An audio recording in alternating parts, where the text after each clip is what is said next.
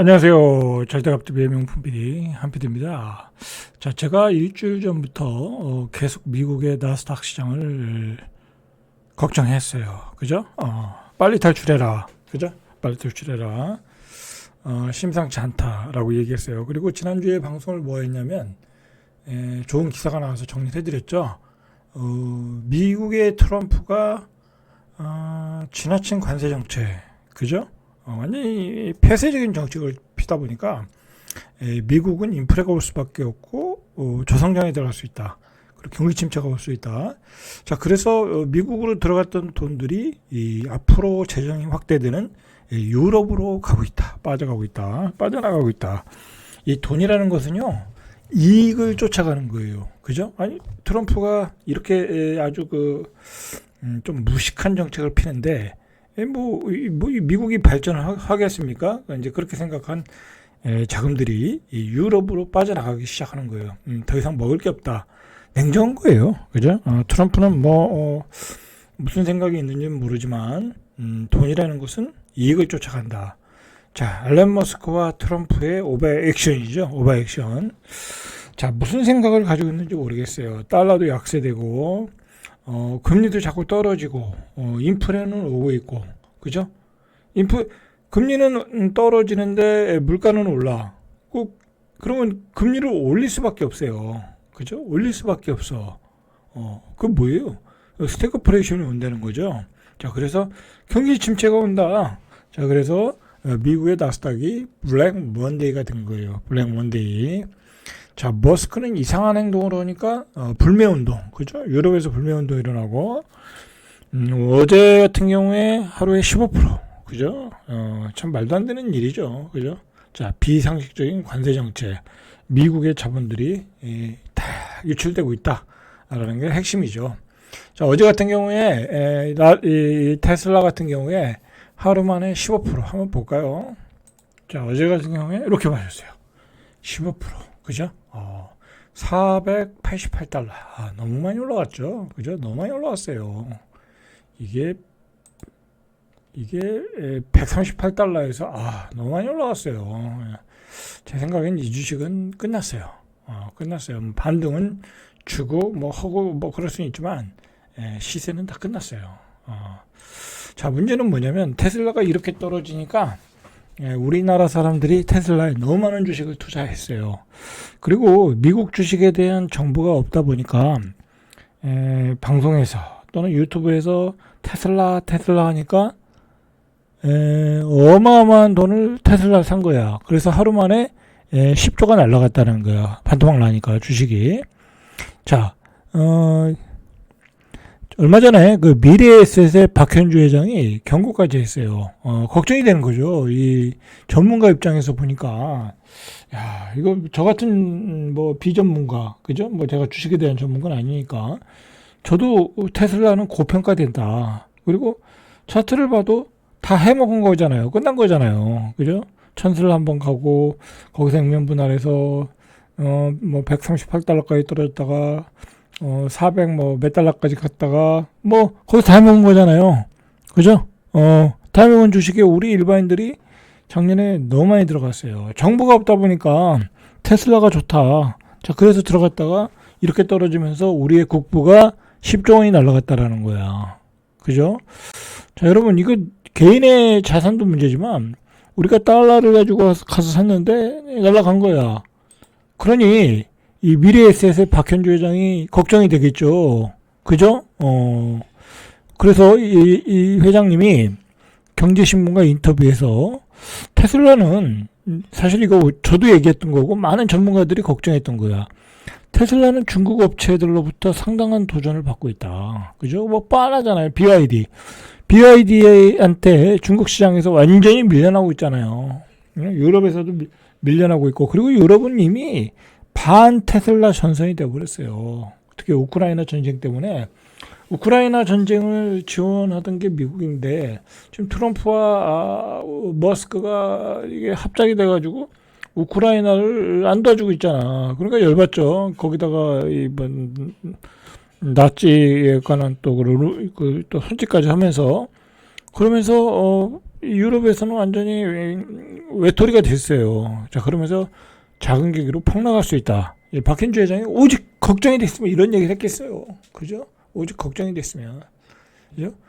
국내 투자자들이 포트폴리오를 분산해라. 그러니까 이 미국 주식에 투자하더라도 조금 다양하게 투자하라는 거예요.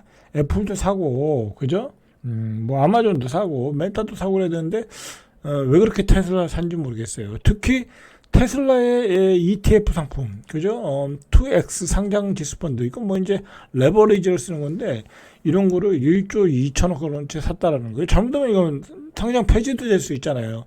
주가가 많이 떨어지면. 그죠? 자, 이 ETF는 고점 대비 5분의 1이 토막났다라는 거죠. 자, 이 나스닥을 한번 보시죠. 나스닥을 보셔야 돼.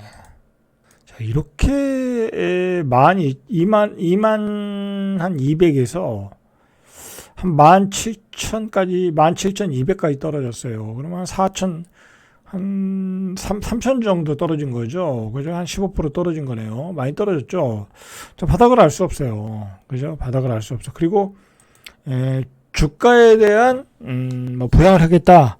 그런 의지가 전혀 없어요. 트럼프가. 파월도 뭐 그렇게 개입할 수 없는 상황이고. 자, 거기다가, 그저께 팍스 TV와의 인터뷰에서, 경기 침체도 올 수 있을 수 있겠다. 그죠? 과도기가 될 수도 있겠다. 그런 애매모호한 발언을 하면서, 경기 침체가 오면은, 주식은 그냥 급락인 거거든요. 사실, 여기서 만약에, 아직은 이제, 그 경제 지표가 경기 침체로는 안 나왔는데, 만약에 그런 신호가 나온다고 하면, 주식은 더 떨어질 가능성이 있죠. 그죠? 더 떨어질 가능성이 있는 거예요. 자, 여기서 이렇게 지지를 해줬어야 되는데, 그냥 떨어졌어요. 그죠? 그러면 좀 더 떨어지겠네? 그죠? 16,800. 더 떨어질 가능성이 있어요. 그러네. 그죠? 16,700까지도 찍을 수 있어요. 그러면은, 한 700, 800포인트 정도는 더 떨어질 가능성이 있어요. 그죠? 아직 있어요. 아직은 불안한 시장이다. 자, 그러면서, 리세션의 공포가 있어요. 수치상으로는 안 나왔는데, 트럼프의 의지가 그렇다고 하면, 그렇게 될 가능성도 있지 않겠냐 걱정을 하는 거죠. 그러면서 2년 반 만에 최대 4% 어마어마하게 폭락했어요. 뭐 우리 증시는 그나마 선방을 했죠. 뭐 그동안 많이 떨어졌으니까. 자, 테슬라가 15%, 애플이 4.8%, 엔비디아가 5.7%. 엔비디아 한번 볼까요? 엔비디아. 자, 엔비디아가 이렇게 떨어졌어요. 자, 엔비디아도 얼마나 떨어질까요? 자, 일단 100달러, 그죠? 100달러. 엔비디아도 한 100달러나 잘못하면 90달러. 90달러에서 여기 있네요. 그죠? 94달러. 자, 94달러 정도까지는 떨어질 수 있겠네요. 그죠? 자, 여기 되면 사야 되겠죠? 그죠? 여기 되면 사야 되는 거예요. 더 떨어질 수 있더라도 그 정도는 사도 된다. 자, 미국, 이제 경기 침체에 관한 그 보도가, 여러 군데서 나오고 있어요. 미국 ABC 방송이, 이달 인터뷰 했나 보죠. JP 모간이 극단적인 미국의 정책, 그죠? 관세 정책이죠. 지금 사실, 이 트럼프의 관세 정책이 지금 쉽지 않아요. 뭐, 강요한다는 게. 왜냐면, 지금 어디더라? 저쪽에서 뉴 오리간주에서 저쪽 외국 쪽에서 들어오는 전기 라인을 25% 올리겠다는 거예요. 니들이 관세를 올리면 우리가 공급하는 전기료를 25% 올리겠다. 그리고 우리가 공급하는 뭐 원료값을 20% 올리겠다. 상대방도 그렇게 나오는 거예요. 그리고 여러 가지 또 그 대항할 수 있는 그런 그 정책들이 있어요. 상대방의 국가의 입장에서는 전 세계가 미국의 제품에 대해서 25% 똑같이 맞불로 나서 관세를 올려버리면 어떻게 되겠어요? 그죠? 물가가 폭등하는 거죠. 그죠? 물가가 폭등하는 거예요. 사실 그 트럼프가 1기 때도 이렇게 한다고 하다가 안 했어요. 이런 정책이 오래 갈 수가 없는 거야. 자, 그래서 JP 모간이 이런 극단적인 미국의 정책이 올해 미국 경제를 침체에 빠뜨릴 수 있다. 그렇게 본다는 거예요, 지금. 맞는 말이에요. 그 정책을 한다고 하면. 그리고 국제금융평가사 무디스 또한 경기 침체 가능성을 35%로 상향 조정했다. 자, 이러니까 이게 미국의 대형 펀드들이 미국의 주식을 사겠어요? 패대기 치는 거죠. 패대기 치고 유럽으로 가자. 자, 트럼프 대통령이 지난 9일 폭스 방송과의 인터뷰에서 올해 경기 침체를 예상하느냐 아나운서가 질문했겠죠. 이런 일에는 과도기가 있다. 우리가 하는 것은 부를 미국으로 다시 가져오는 거다. 그러니까 이제 부를 가져오는 거, 그레이트 이제 아메리카 만들겠다는 건데, 뭐 이런 과정에서 과도기가 올 수 있다라는 거죠. 자, 이거는 이제 시장에서 경기 침체로 받아들인 거예요. 그죠? 경기 침체로 받아들였다. 경기 침체가 되면 금리가 떨어지게 되는 거예요. 그죠? 금리가 떨어지는 거. 그러면서 10년물 국채 금리가 떨어졌어요. 그죠? 통화 정책에 따라 상대적으로 민감한 미국채 2년물 금리도 12bp 3.88 금리가 떨어졌어요. 그런데 중요한 거는 금리는 떨어지면 물가는 올라가고 금리는 떨어질 수가 없잖아요. 그 물가가 올라가면 금리를 또 올려야 되잖아요. 그죠? 자, 거기에 딜레마가 있고 스태그플레이션이 올 수 있다라는 거죠. 자, 그러나 그 러트릭 상무장관은 미국의 경기 침체는 없을 것이다. 이제 급히 이제 말을 했죠. 자, 그러나 서머스 민주당 때인가요? 전 재무부 장관은 올해 미국의 경기 침체 확률은 50%다. 지금 35%, 무디스 35%, 서머스 재무부 장관 50%. 그죠? 이런 정책을 계속하면 경기 침체가 올 수밖에 없다는 거죠. 경기 침체가 오면 지금 17,000이면 여기서 한 3, 4천 포인트는 더 떨어지겠죠. 그죠? 그때는 완전 폭락이 오는 거예요.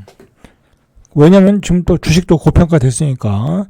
자, 서머스는 관세에 관한 모든 강조와 모호함, 불확실성이 수요를 얼어붙게 하고 가격을 오르게 하고 있다. 우리는 인플레이션과 경기 침체에 대한 우려, 그리고 미래에 대한 더 많은 불확실성으로 인해 최악의 상황을 겪고 있다. 그죠? 이 때문에 모든 게 느려졌다.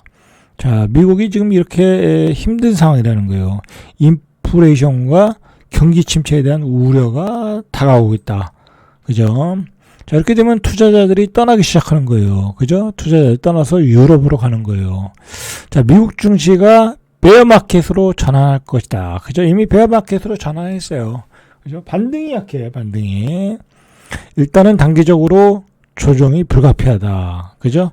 약세론을 주장했던 마이클 웰슨 모건 스탠리 미 주식 전략가는 S&P 지수가 5,500까지 떨어질 수 있다. 그죠? 5,500까지.